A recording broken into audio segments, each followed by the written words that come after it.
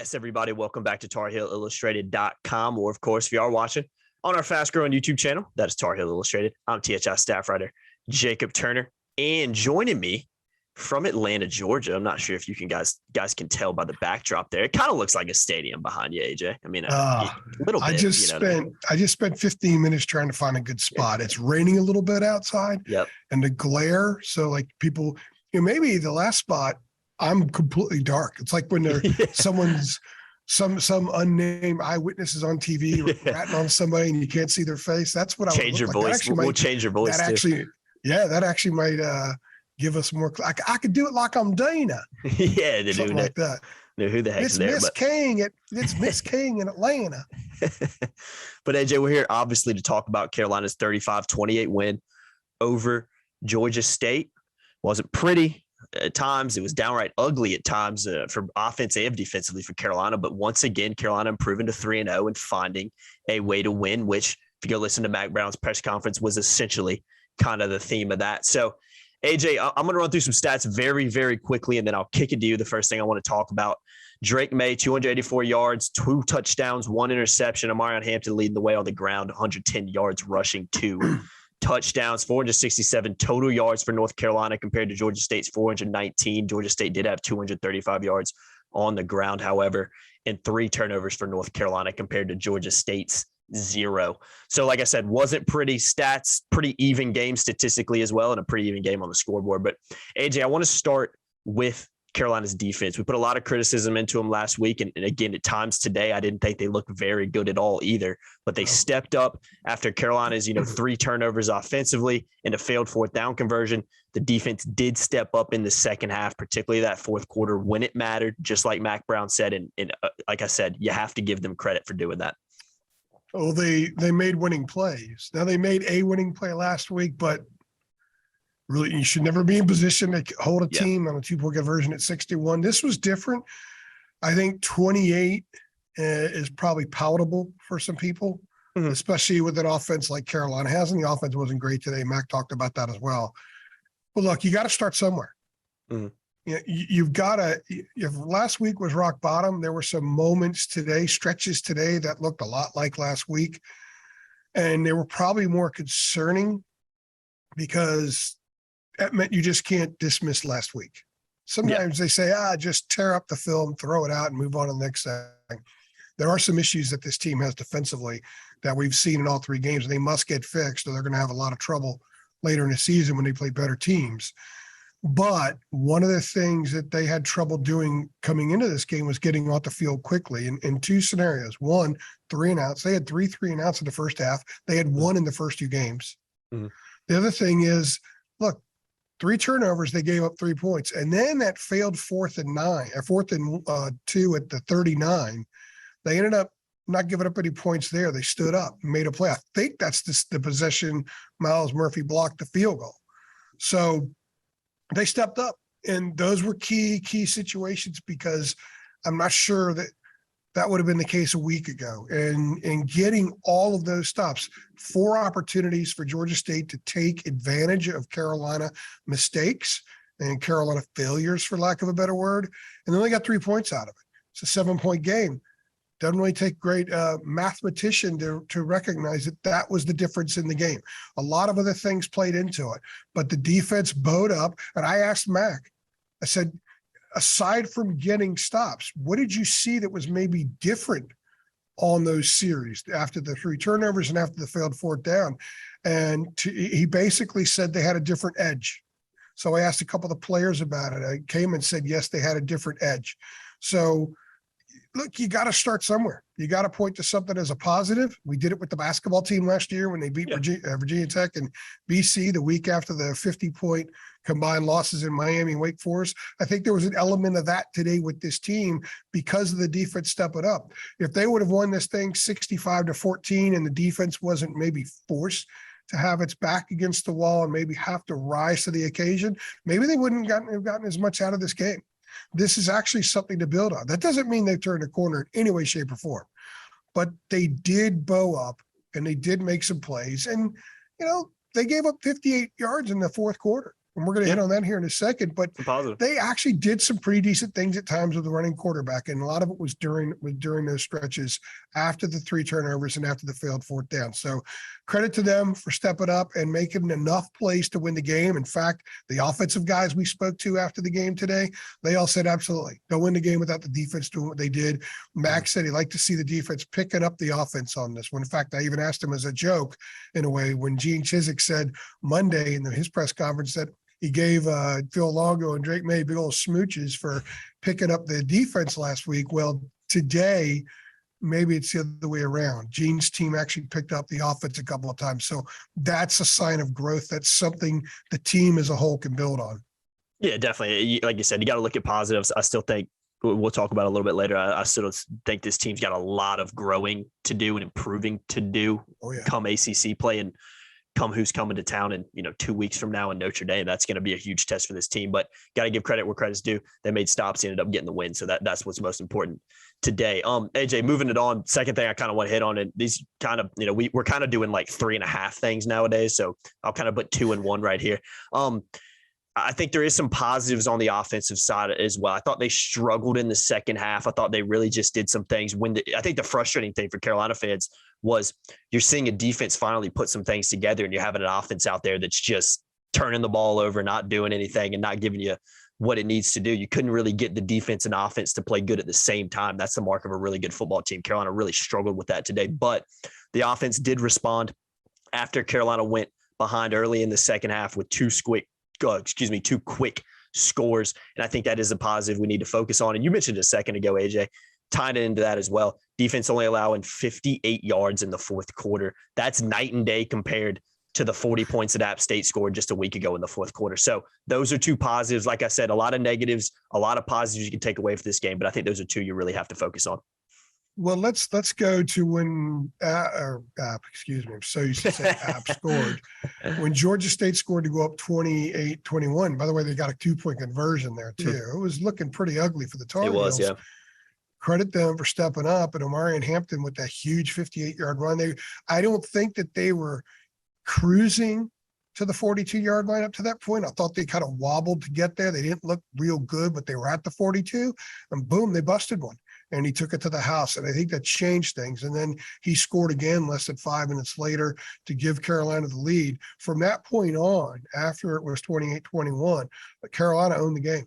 That's when Carolina looked like the Power 5 team and Georgia State looked like the Sun Belt Conference team. And I don't mean to disparage at all, but anybody that's objective understands what I mean there.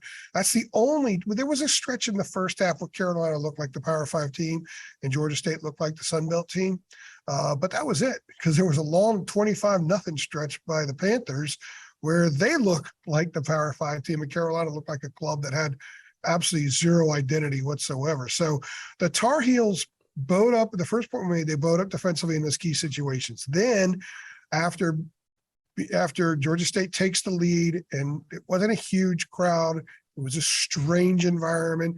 The train sound kept going. The PA guy was screaming and yelling. He sounded like an MC that had way too much at like a nightclub or something. He's trying to break the noise. Trying to get people to dance, and not enough people are dancing. You know what I mean? It was brutal.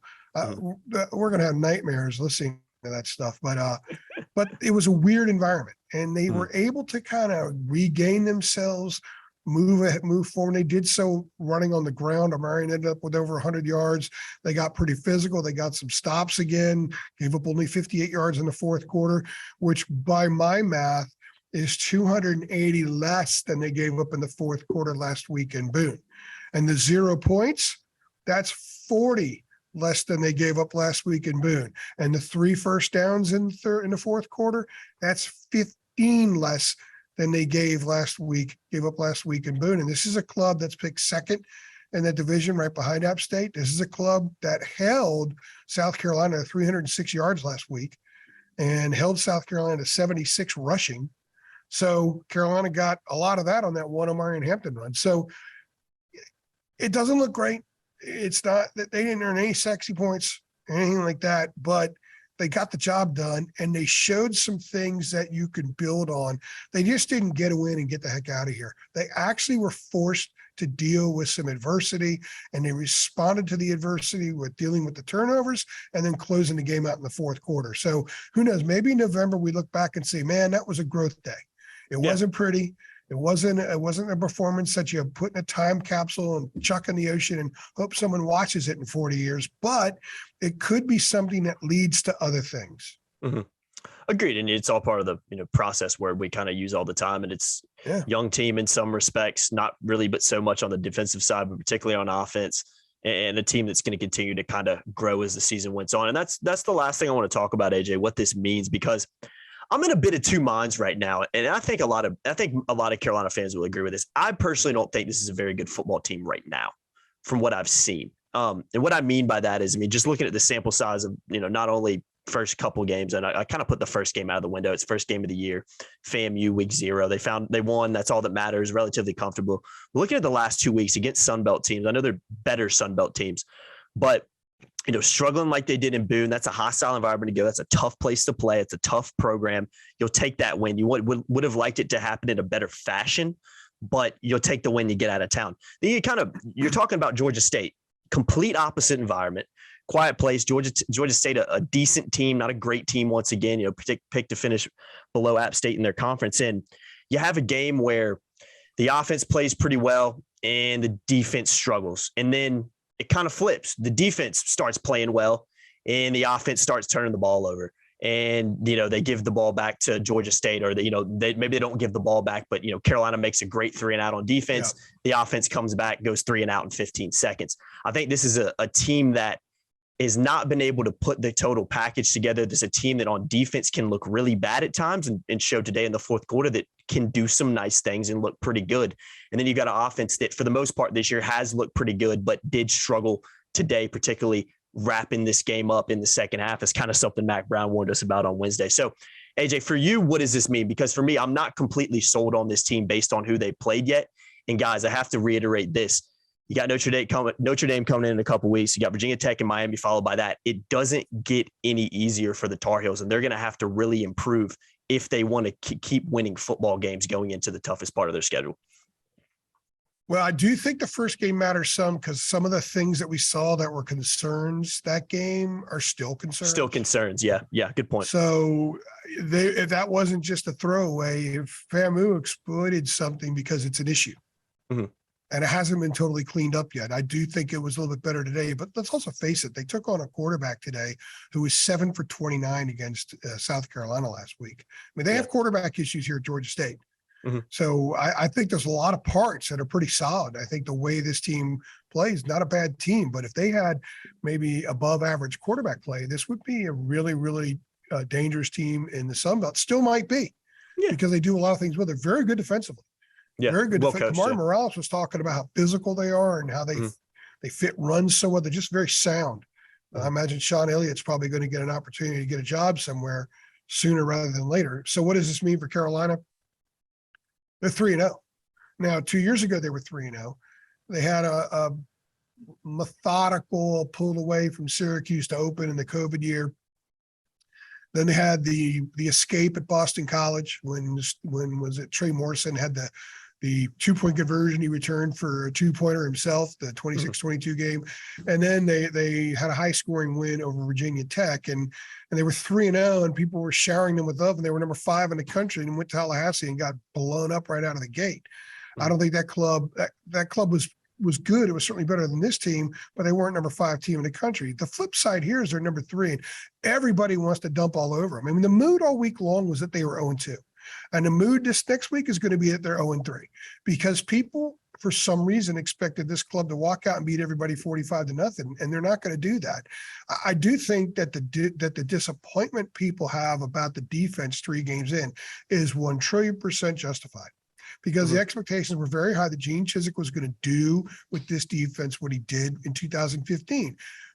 Us and the media are partly responsible for it. I combed over everything he did that year and applied it to this year, because his words were, I'm inheriting a lot more talent. Like, this defense has a lot more talent. So why isn't it performing better than it has? That's something in the open week coming up they're going to have to address and figure out if there's some schematic tweaks that need to be made, if the way they are I saw some stuff where some of us were talking a little bit about how they line up in pre-snap. Maybe they're kind of easy to read. You and I had talked a lot last year about just win your battles. Well, you got to win your battles, but you just can't be mano-a-mano all the time. You do have to scheme. He'd only blitzed 8 times coming into this game. One of the big stops they blitzed. I think they did that a couple times during the stretch. So maybe they tweak some stuff. Maybe they bring guys from different spots more moving forward. I don't know. But they're 3-0. So you can't take that away from them, which means that they've got 9 games left. And if they go 6-3 in those 9 games, they end up 9-3. And I think 9-3 would be a really good year with this team. Will they go 6-3? I think the club we've seen the last 3 weeks has a tough time going 6-3. So as Mac Brown says, it's a lot easier to learn when you win. It's a lot easier to teach when you win. So now they have an open date, and then they're going to have the hysteria and hoopla of Notre Dame coming to town, and they're going to have an awful lot they want to prove, because with Notre Dame coming in, the spotlight, a lot of national spotlight will be on how ugly a 3-0 team they are. Mm-hmm. And I think it's fair to say that in some cases they are, but they still are 3-0. They still made winning. They put 63 points up on App State in their place. As of this time that we're recording this, Texas A&M and running up and down the field on them. Yeah, 7-7 right now. And they put 35 offensive points up on Georgia State today. South Carolina scored basically 2 offensive touchdowns last week against them. They had a third, but that was after a field goal situation. They couldn't muster anything. So this is a really good offense. On a bad day today, they still scored 35 on the road against a good defense. It's just that the defense needs to get better, needs to make more plays. They need more sacks. They need more picks. They need to get out the field a little bit more. Too many 3rd and 8, 3rd and 10, 3rd and 12 conversions. They got to cut that stuff down. And if they do with this offense, they're going to win a lot of games. And in the end, the only stat that matters is scoring more points. But they must play better. They must clean up some of the special team stuff. Omarion made a big mistake, but Ben Kieran had a great day putting the ball. And they blocked the field goal. So I think there's a lot to grow from. And when you're 3-0 and you have like 15 giant boxes that you need to check moving forward that haven't been checked yet, that means that this team potentially could be pretty darn good by the time we get to November. But it is up to them to check those boxes. And I don't know if they're going to do it or not. I think they'll check a few, but they got to check a lot of them if they want to be able to take care of Notre Dame, take care of Miami, take care of Pittsburgh, Wake Forest, at Virginia, NC State at home. There are a lot of tough games for this club coming up against physical teams that are pretty good intangibles teams. And that's something this club needs to be better at. Agreed, AJ. We'll know a lot. Like you said, 3-0 is great. You'll take that any day of the week, but we're going to know a heck of a lot more about this team in a month, and even, 2 months from now, we'll know a lot more about just how good this team is and how good they can be. Because like you said, they're not giving any of the wins back. That's the thing. And everybody needs to understand this. They're not giving them back. But like I say, you know what? We're really not happy with the way we played today. We allowed a 25-0 run. We're going to put this one back in the pile. They're not going to retroactively go back to Boone and say, well, we gave up 847,000 yards and 967 points. We're going to put that one back in the pile too. And you know what? Since Jackson State knocked the crap out of FAMU, we're going to put that one back in the pile. We're just going to go 0-0. We haven't started yet. Mm-hmm. They're not going to do that. They're 3-0. So it doesn't really matter how you get them. But they must learn. They have an open date coming up this week. They must get a lot out of this open date because this team has a long way to go to reach its potential. Agreed. A lot of improving to do, but 3-0 with a team that hasn't necessarily been great this year, like we've hit on so many times, you'll take that any day of the week. Guys, let me throw this in here real quick, AJ, because there's just rumors circulating on Twitter that Carolina's, I think Max said it, 3-0 for the first time since 2011. 3-0 for the first time since 2020. I don't know why that rumor has been kind of going everywhere. I kept seeing it all over Twitter. I'm like, that does not sound right to me. They're going if they beat Notre Dame, they'll be 4-0 for the first time since Max last year, his first time around. That's a stat right there. That club started 8-0. Yeah. And then it had Judgment Day at home against Florida State, and that didn't go too well. Yeah, I guess we'll see what the heck happens in a couple of weeks against Notre Dame. But I had to throw that in there because I even had it written in my notes and I looked it up while you were talking. I was like, that's not right. When you're talking right after the game, it's just like sometimes in these we misspeak. It's kind of live and not rehearsed, and there's a lot of and I'll tell you what, the situation that we had, the setup we had for post game today was in the lower concourse in the bowels of the arena. The team equipment trucks right nearby. The buses are right nearby. There's these things driving stuff around all over the place. I haven't yet started transcribing. I'll do that as soon as I finish here to write my pieces, but I'll be lucky if I hear some of the players are like, Omarian's really quiet. So Yeah. I'm hoping that we can hear what Omarian said. Otherwise, I may not be able to quote him. Yeah, it was a brutal place to put media. We've seen it many times before. I mean, I remember This is where Virginia Tech a few Atlanta years ago Braves was played. like that. Atlanta Braves played here. The Olympics were here in 1996, and you would think there would be like a room that we could go into or something, but yeah, it's No. anyway. I'm not gonna say anymore. I'm good. AJ, we made it happen, man. We're 3-0 too in these three things so far, so we'll get the heck out of town and keep it moving on. I've been Jacob Turner. That's He's been Andrew Jones. That's the artwork they have, the Georgia State artwork in here. That's pretty much it. So I gotta love it, man. Like I said, though, guys, I've been Jacob Turner. He's been Andrew Jones for yet another edition of our Three Things post-game podcast. We appreciate you watching as always. Let's do this. You know, and it wasn't pretty. A lot of things that Carolina needs to improve on going into the rest of the season. But if you're happy with this team being 3-0, go ahead and like this video below. And like I said, we'll see what happens in a couple weeks against Notre Dame when they come to town. Share, subscribe, hit that notification bell as well. Make sure you keep it locked to TarIllustrated.com for all your post-game coverage from today's win over Georgia State. We appreciate you watching, guys, and we'll see you in the next one. Thanks. Thanks.